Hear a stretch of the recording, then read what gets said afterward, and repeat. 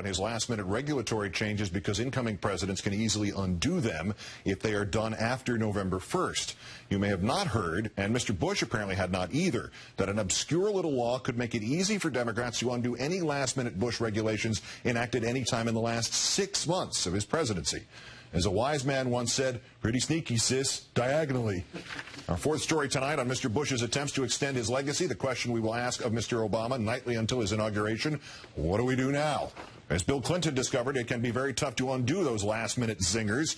Politico reports Clinton amended almost half of the first President Bush's last-minute rules, but managed to repeal just 9% of them.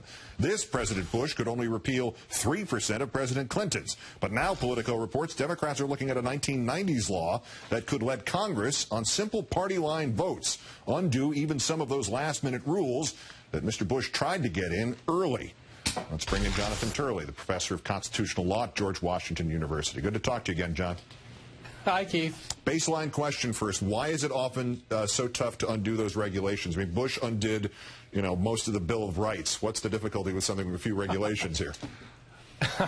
Well, this is the ultimate dead hand control. What a president can do is by finalizing a regulation, he can force his successor to go through an entirely new regulatory process that can take years. And what that means in real terms is that you can have an Obama administration that continues to carry out George Bush's directives. And for people who elected Obama for change, that's a particularly obnoxious reality to accept. The ultimate dead hand president we see on the right of the screen here. But the Washington Post over the weekend, the Obama team spent months going through all of the Bush decisions, especially the political ones that they think they could undo, global warming, stem cell research, things like that. And what is the difference between those things and these last-minute regulations and against the deadline stuff? Well, the Bush administration is putting on a full-court press. They're pushing for the finalization of regulations while they're also pushing for executive orders to be implemented. Those executive orders are easier to undo. President Obama can come in with his own superseding executive orders. Now, these include some executive orders that are classified that President Obama will be able to unravel. Things such as Guantanamo Bay and other very hot-button issues are often contained in executive orders rather than regulations.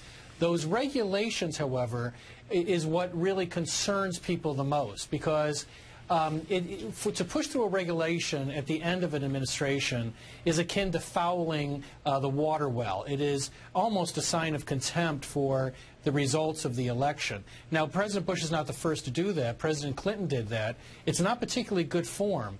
But most importantly, we're talking about regulations that go to the heart of the recent election. We're talking about environmental regulations, a lot of issues that the public clearly indicated they wanted to change on. And John, having given the background to this, what is this law that the Obama people think that they have found? What exactly is this promise of blessed relief? Well, this is the Congressional Review Act of 1996. And the Congressional Review Act is designed to prevent presidents in the final hours of their administration of creating this dead hand control. What it does is it creates something of a fiction. It says that if you push it through in the final days of your administration, it won't be considered final until the new Congress comes in. So if you do this closer at the end of the previous Congress, Congress gave itself extra time to reverse it. The key here, however, is time. We're not going to have a lot of time, and we're talking about a lot of regulations and a lot of executive orders.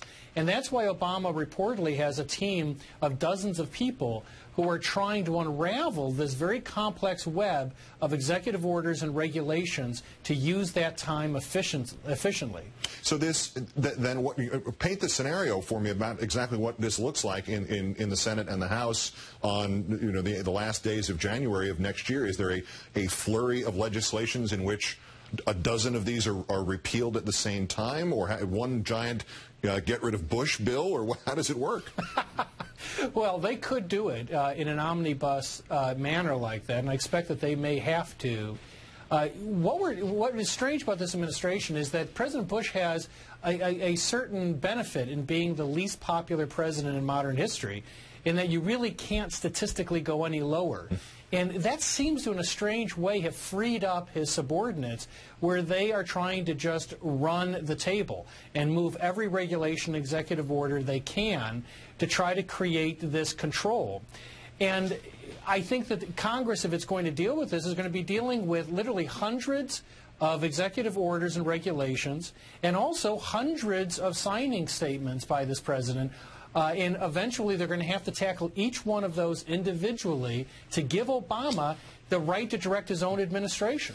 Yeah, it's like one of those booths at those minor league baseball games where the contestant steps in and they have all the dollar bills blowing around and you grab as many of them as you can. That's the Bush administration in the final days. Something like that. Yeah, close enough. You don't have to sign on to that. Constitutional law professor Jonathan Turley, as always, John, great thanks. Thanks, Keith. Sorry.